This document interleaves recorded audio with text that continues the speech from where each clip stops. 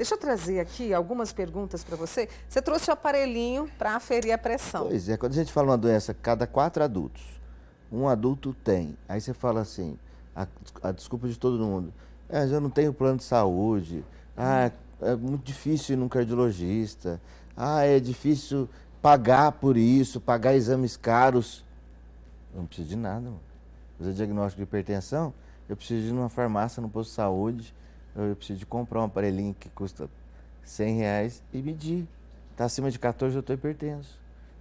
Qual que é a dificuldade de fazer isso? Inclusive, tem uma amiga nossa que sempre acompanha o Manhã Total, que é a Marília. Ela falou que tem pressão alta, cuida direitinho. Ela tem o aparelho e ela vai aferindo a pressão todos os dias. Está correto? Pode ser todos os dias? Não precisa ser todos os dias. Às vezes eu peço para os pacientes esconderem o aparelho. Quando eles estão acompanhando um cardiologista, porque ele começa a ficar tão paranoico que ele vai medindo sempre. E a pressão, ela oscila. Se eu medir 3 vezes a sua pressão aqui, vai dar 3 valores diferentes. E aí as pessoas começam a fazer assim, começam a parar de quando medem e a pressão está boa, elas falam, não vou tomar o remédio, minha pressão está boa agora. E aí, daí 6 horas a pressão subiu, porque ela tinha que ter tomado o remédio antes. Então, faça conforme a recomendação do seu médico. No início do tratamento, às vezes a gente mede com mais frequência, cada 2 dias, a cada 3 dias, e depois, uma vez por semana, uma vez por mês, tá bom. Fala para não ficar medindo demais, porque começa a mudar o tipo de tratamento, isso não é legal. Viu, Marília? O recado aqui do Dr. Rodrigo Penha. E a Márcia Beatriz diz que tem pressão alta mesmo tomando o remédio. Fica em torno de 16/10. Ela está em qual grupo, Mônica? Dos que sabe que tem, dos que tomam remédio, do que não controla. Só tem, como é que ela chama? Márcia. Só tem um paciente que não consegue controlar a pressão. Aquele que não quer. Esse a gente não consegue. Os outros todos a gente consegue. Pode ser com 1, pode ser com 2, pode ser com 6 ou pode ser com 8 medicamentos. Vai no seu médico, ele vai ajustar.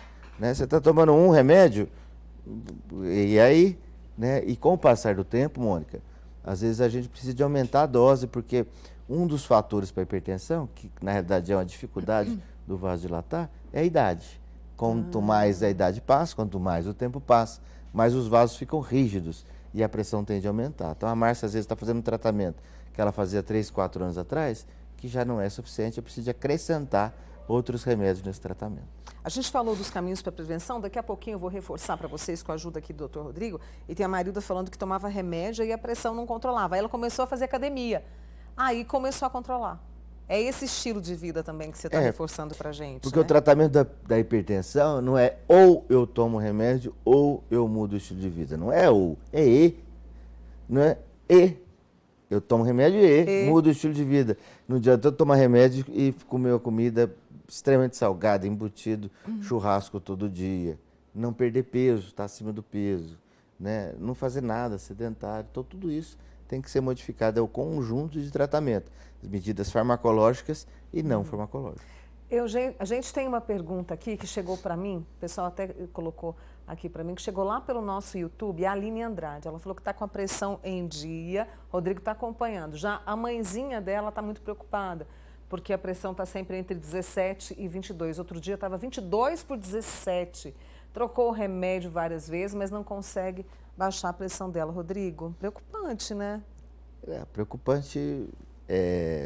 Pressão alta, ela não é um problema agudo.